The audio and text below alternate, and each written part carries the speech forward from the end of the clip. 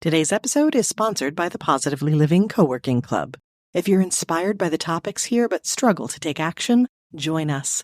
The Co-working Club provides resources and accountability focused on doing, not networking. Obligers and introverts, this is for you. Get details and join for $20 a month at positivelyproductive.com/resources. There is a rise in searches for managing overwhelm and emotional regulation techniques. So in the last 30 days, professional women has tirelessly been looking for a better way. And this indicates a national desire to break free from negative emotions that hold us back.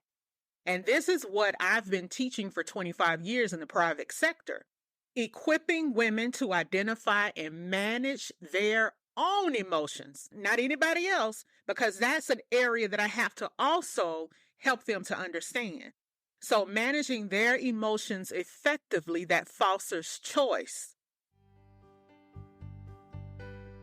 You're listening to the Positively Living podcast. I'm your host, Lisa Zaratny, founder of Positively Productive Systems and a productivity coach certified in positive psychology and stress management. Join me as we explore ways to live a more proactive, positive life with episodes on productivity, self-awareness, mindset, entrepreneur life, habits and systems, simplicity, fun, and more. I understand overwhelm personally as a multi-passionate entrepreneur, wife and mom to kids and cats, and as a caregiver. I'm here to help you choose what's right for you so you can do less, live more, and breathe easier. Sound good? Let's get to it. Welcome to the Positively Living podcast. I'm your host, Lisa, and today we're talking about the unsung hero of successful people, emotional intelligence. When you think of high-achieving professionals and great leaders, and really anyone who's considered successful, the first things we note are their abilities, talents, strategies to become successful, and their determination to do so. It's often about the hard skills, and if soft skills are recognized, it's frequently about something like resilience or gratitude.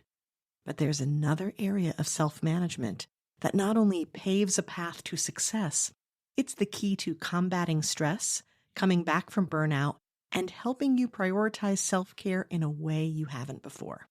Helping me reintroduce you to this multifaceted set of soft skills is Chantay Golson, a licensed professional counselor in practice for 15 years and an executive leadership coach. With over 25 years total of experience in mental health, Chantay emphasizes the importance of establishing healthy foundations for intentional living. Her mission is to empower professional women to prioritize self-care and achieve balance. This episode shows us, again, how interconnected everything is. Stress, self-care, and success are all impacted by the choices we make and how we strengthen skills like in emotional intelligence. And if this resonates with you, please share this episode with those you think would benefit from it. And share it on your social media and tag me. I love to see that, and it truly helps me get the message out. And if you love this topic, you'll appreciate a number of other mindset episodes I've included in the show notes, and especially episode 99 with Kristen Kubik about emotions, intuition, and authenticity.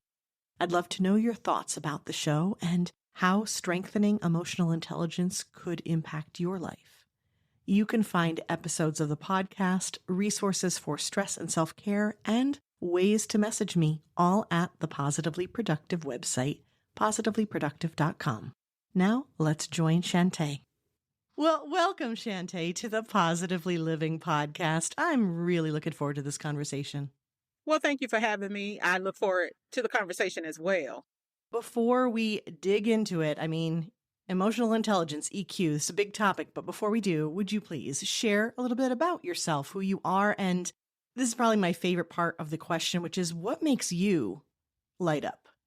So I'm Chantay Golson, and I am a licensed therapist.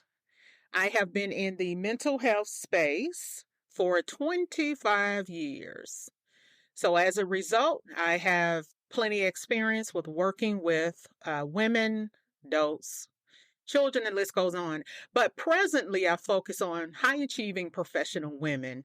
I have moved from a private sector, i.e., just working with individuals under certain umbrellas, and now I'm taking it out to the world to share my experiences and how I can help high achieving women really excel, thrive personally and professionally. And my biggest component in order to thrive, you must be balanced and you've got to have strategies to maintain balance. So that's who I am. Okay, so let's dig into today's topic, emotional intelligence. I think of this in terms of what we talk about with soft skills. And I know, especially coming from a place of talking productivity, people are always talking about the hard skills, and I don't think they give it enough credit. And so I'm excited to dig into this. Let's start with what emotional intelligence even is. We hear EQ, IQ. What are we dealing with here, Chantay? If we break this down to a K through 12 format, it is simply the ability to be aware of your emotions, your space, as well as identify or perceive from an appropriate point of view. And that's a sidebar there, others. So your external and your internal. That's simply what it is from a K through 12 point of view. One of the things we talk about here is self-awareness, and I call it your best productivity tool, your best life tool, really. So that awareness, let's get into why it's important. I mean, how does it connect to our success, personally and professionally? Let's look at it from this point of view. I have something I call a 3-tier formula. So the first tier is your thoughts. Second tier, your feelings or emotions. Third tier, your responses or your reactions. So emotional intelligence via awareness comes from the concept of a trigger. When we say, how do I understand this format? How do I understand this technical component of when something happens to my responses or reactions? How do I ensure that my responses are appropriate? They're less consequential than before, and they help me to build relationships. And the relationships can be your husband, your boyfriend, your children, your team, your boss. So relationships all together. So relationship building and management comes from the concept of understanding those 3 components: how I am thinking, how I am feeling, and how I am responding. So this all ties into understanding what your triggers are. Without understanding your triggers, there is absolutely no way you will be able to control your internal, and therefore your external will reveal itself in regards to what's going on internally. That makes sense. Now, there is a rise in searches for managing overwhelm and emotional regulation techniques. So in the last 30 days, professional women has tirelessly been looking for a better way. And this indicates a national desire to break free from negative emotions that hold us back. And this is what I've been teaching for 25 years in the private sector, equipping women to identify and manage their own emotions, not anybody else, because that's an area that I have to also help them to understand. So managing their emotions effectively, that fosters choice. Choice. One more time for the people in the back. Choice. Rather than being ruled by impulsivity. And so my 3-tier formula helps you to understand this massive component, which some may look at as irrelevant, but it's so relevant to the point that you get up in the morning, to the point that you lie back down. All right, this 3-tier formula.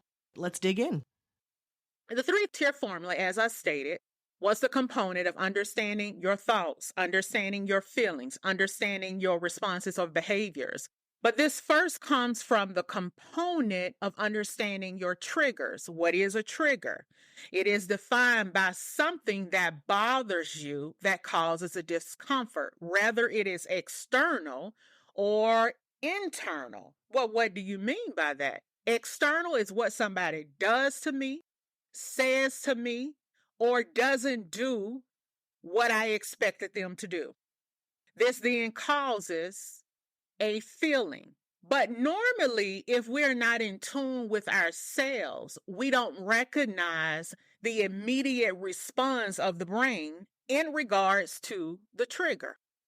So, with that being stated, if I don't know that anybody is knocking at my door, if I don't know somebody is intruding in the back door, then I'm going to be oblivious and I'm going to go on about my business without being actively aware of what's happening. Well, that's what a trigger does. It intrudes. And if I don't know myself, if I cannot get down into my subconscious, and we'll talk about that a little bit, then there's no way that I'm going to know that something bothered me, that there was a shifting in my body, that there was a shifting in my thinking.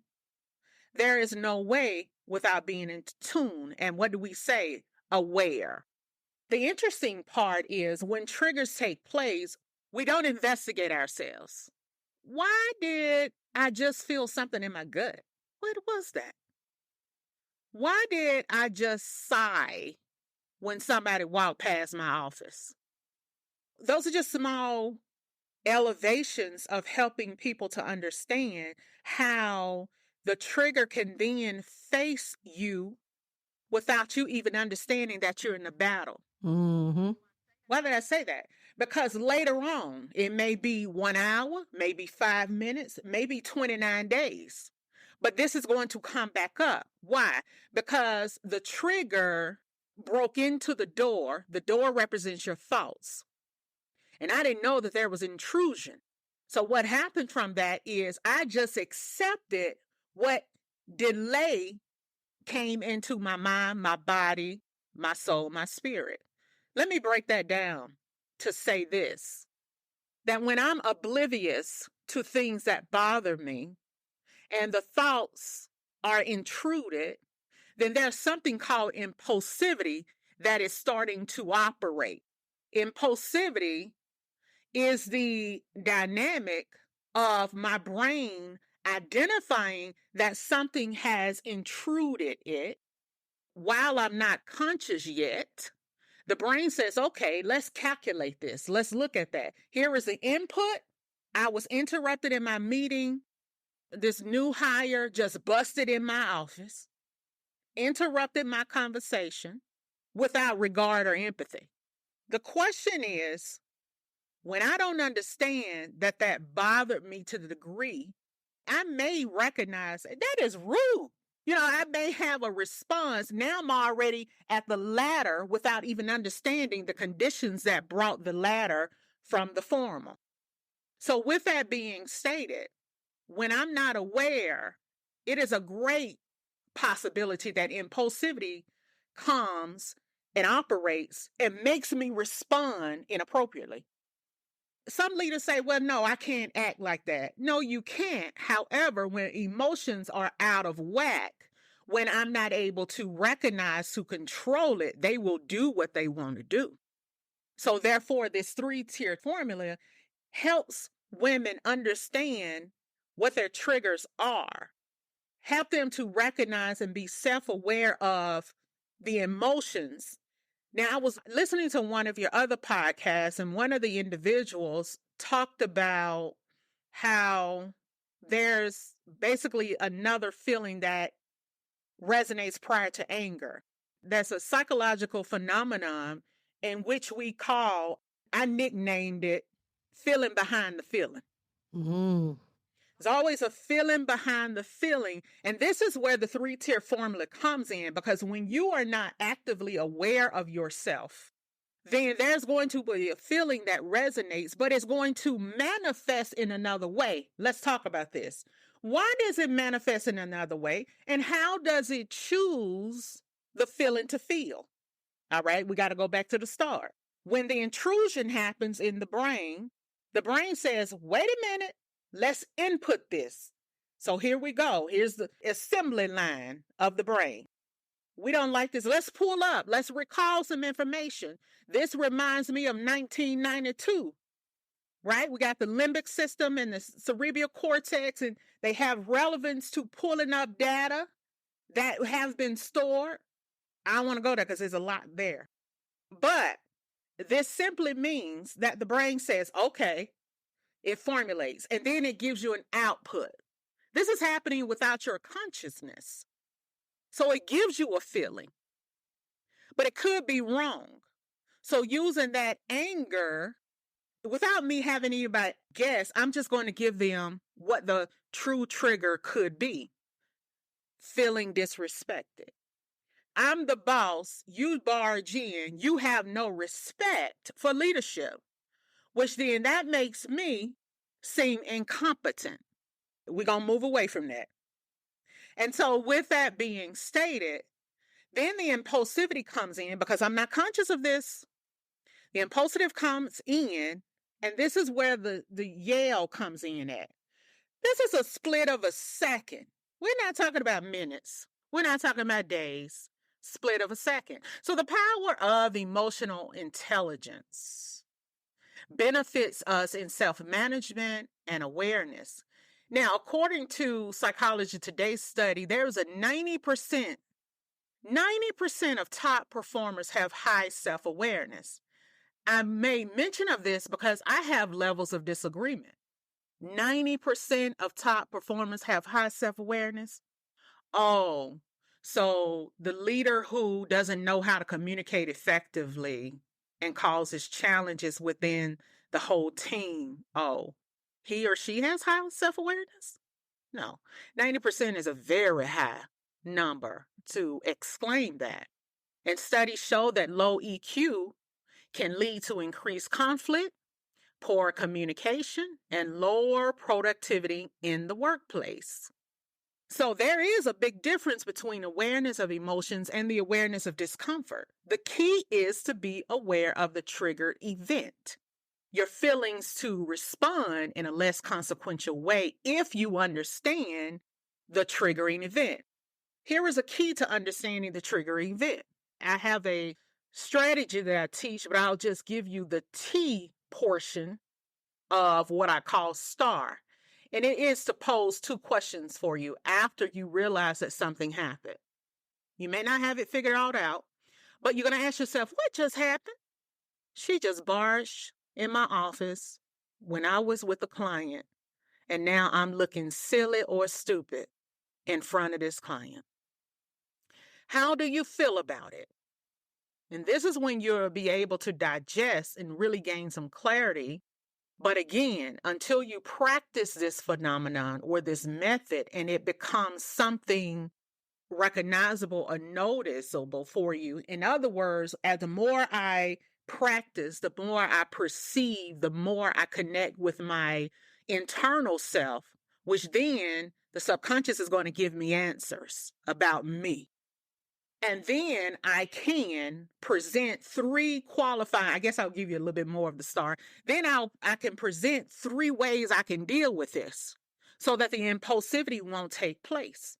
Now, what happens is if I recognize how I feel by her barging into my office, I can stop the impulsivity because then I can refute my thinking by saying, hold up, no, we're not going to do that. And I can come up with three ways I can deal with it. Well, I can tell her, please excuse me, I'll follow up with you after the meeting. I can yell, get out of my office. That's a choice. It may not be the best. So we're not talking about what are the best choices. We're talking about what's realistic for the individual at this time without really understanding emotional intelligence. And the third could be, you can just look at her like she's crazy until she get the message. This portion, which is called assess, out of the three, I'm going to ask myself, which is less consequential? Which one can I do to make the situation okay for right now? Because she really can't deal with it because the client is in the office. But she also doesn't want to show poor professionalism in front of the client. So the best option would be to say, excuse me, I'll get with you as soon as my meeting has adjourned. That would be the best. So I just want to clarify a few things and make sure that I'm understanding this correctly. So it all starts with the trigger. So I would say that is a fantastic step one action item, right? You're listening to this and you're like, okay, I do want to boost this EQ. It does sound really important. Ooh, if you have low EQ, it's increased conflict, lower productivity. But if you have, strong EQ, then it's better relationships and it's better leadership, and all of that equals success, right? Correct.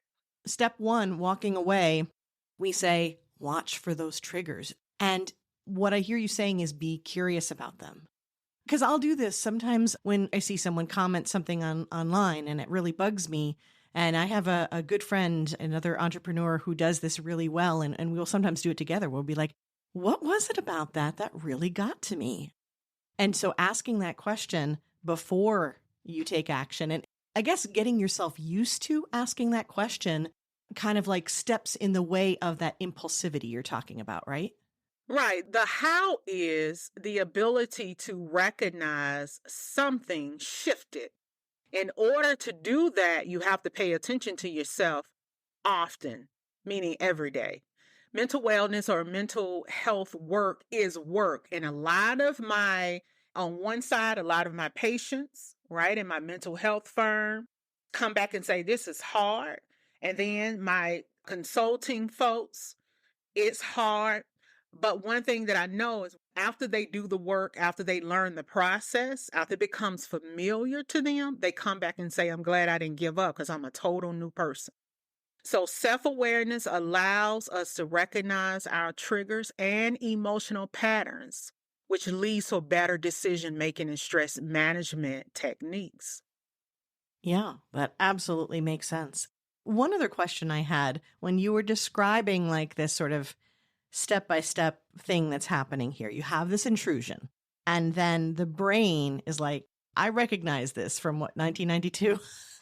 Mm-hmm. I know that we're constantly looking to confirm our biases. Our brains are constantly working to prove certain things. So is it like a data fact finder to find like a repeat pattern? Like, is it looking for another trigger that seems familiar to this? Is that what it's looking for?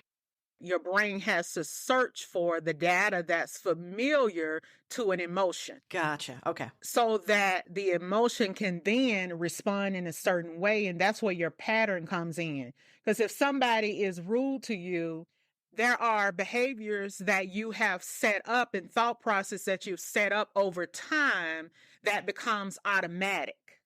And so the brain takes note to every single thing. So if something from 1992, let's use a whole separate example so that people can understand. If a person, I'm just making up something, they were 8 years old, they got bit by a big black dog with a white stripe on his face. Now, this has created a trigger. We are not born with triggers. Triggers are created out of experiences. So now it is 2002, and they are walking on the sidewalk and notice a dog way across the street, plus a little bit up further. They feel their emotions rising. That's the little brother of the brain, in which he is responsible for the pulling up the data and being emotional. We call him the little brother because he's immature. He'll start freaking out. Oh, I'm about to go into this store because So anxiety started rising up because of the association. Now, what the big brother, we're talking about the limbic system and the cerebral cortex of the brain, the big brother says, no, calm down now. Let's look at this. Let's analyze this. This is a whole nother period. That dog is brown. It is not the same dog. Calm down. And so this is what benefits a person for understanding techniques or strategies to be able to regulate their mood when certain triggers come up. It may not be traumatic triggers. There are all type of triggers. Small, big, medium. So understanding this provides a fortitude of strength to be able to self-regulate almost immediately. But again, this is a full process that you have to understand.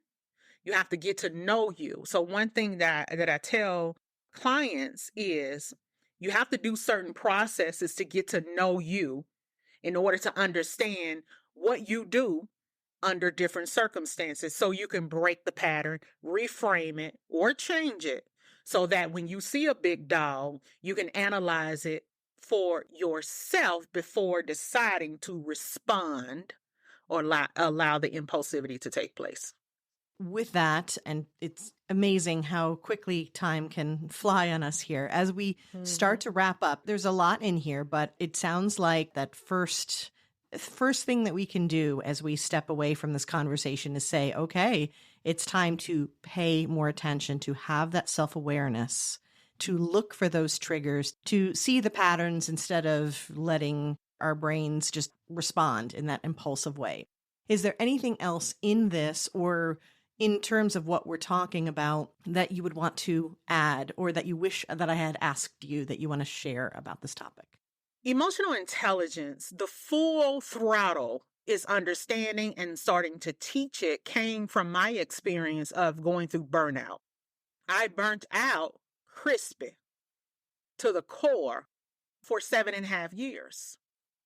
And so by being a medical provider with 5 clinics, there became challenges with my mental self in regards to being mentally exhausted, which then hindered my ability to manage staff, then hindered my funds, and then my business started losing money rather than taking care of me. I lost $250,000 here, 30,000 this month. The list goes on. And it took me 7.5 years to come out of burnout.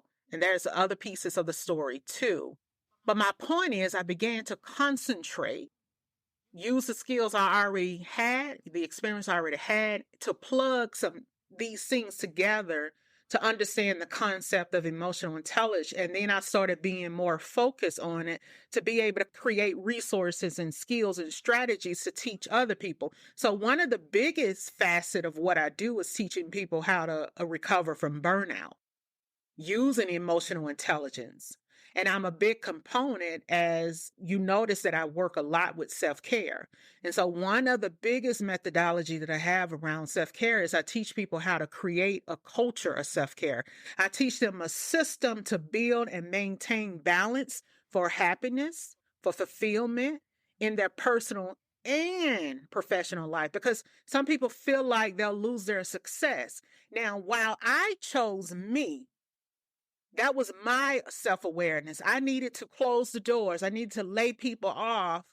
I needed to get rid of all of that, all those challenges. And I just took it to a telemedicine approach and servicing people online 2 days a week, because that's all I could muster for years. And so once I recovered, I began to understand the system that brought me out. What I want people to know, they can go to the website, thelevelingplace.com, and I have a free resource for them, which emotional intelligence is all about, understanding what you need to incorporate in your life. Exercise, community, support. And just like you were saying earlier, you asked one of your associates, why am I feeling this way? That's a part of it, support, because you've got to have curiosity about what's going on with you, because if you don't have curiosity, then guess what? You can't conquer what you don't confront. So I have a meditation, which then if they continue, they can see other things that I have available on the pages. So it's thelevelingplace.com/meditation. They can start there. I'm getting ready to launch in 30 days a sisterhood membership. Because us in leadership, us that have high achieving positions, executives and business owners, we need sisterhood. But this is also a group membership to where I'm teaching every month. We're doing Q&A every month. You're having digital courses of me teaching you. We come together to talk about that, your performance, your actions. And this is also, you'll find that at thelevelingplace.com/sisterhood. You can also find me on all platforms at The Leveling Place. And I have a lot of resources, a lot of interviews that I do with professionals and etc. on YouTube. But go to my name, Chantay Golson. I also have a YouTube for the leveling place, but Chantay Golson is really where everything is until I get everything switched over. And I believe that they're going to find some resources that would help them to move forward from their existing to the place of becoming their 2.0.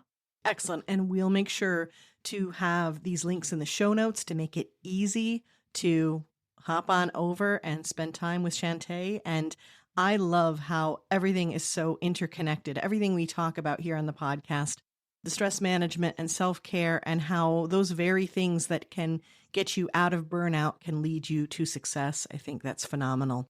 All right, with that in mind, let's have a little fun with the rapid wrap-up. Are you ready? I'm ready. So with the idea of positively living, right? We're trying to thrive. Let's talk about a song, a saying, and a resource that really speaks to you. So let's start with a song that inspires positively living for you. I thought about the question. I don't have a particular song because I like a lot of songs, but I do have particular genres that uplift me. So the first genre is gospel music. The second is inspiration. And the third is instrumental jazz.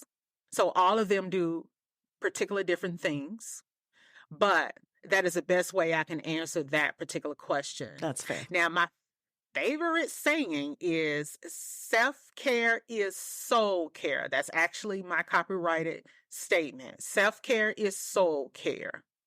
And what we have to understand is it is our soul that we are trying to massage and nurture back to wholeness. Okay, how about a resource? It could be a book, an app, anything really that just makes life better for you. It's funny because I just thought about YouTube.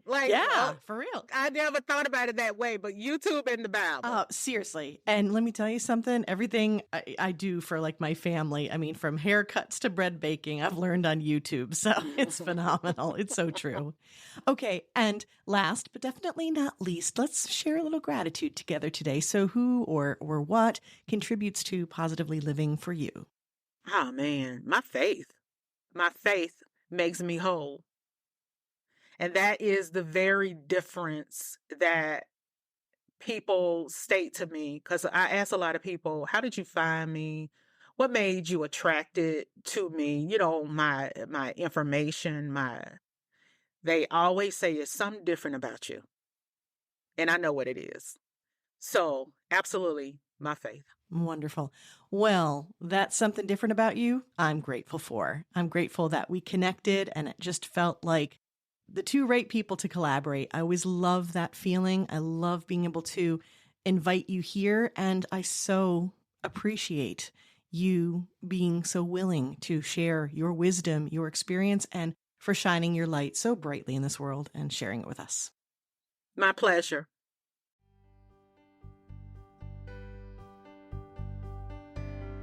Thank you for joining me today. Your time is precious and limited, and I'm honored you chose to spend it with me. If you have feedback, questions, or want to schedule a chat, head to positivelyproductive.com/connect. And if you are looking for any of the resources referenced on the podcast, from books to products to training and more, go to positivelyproductive.com/resources.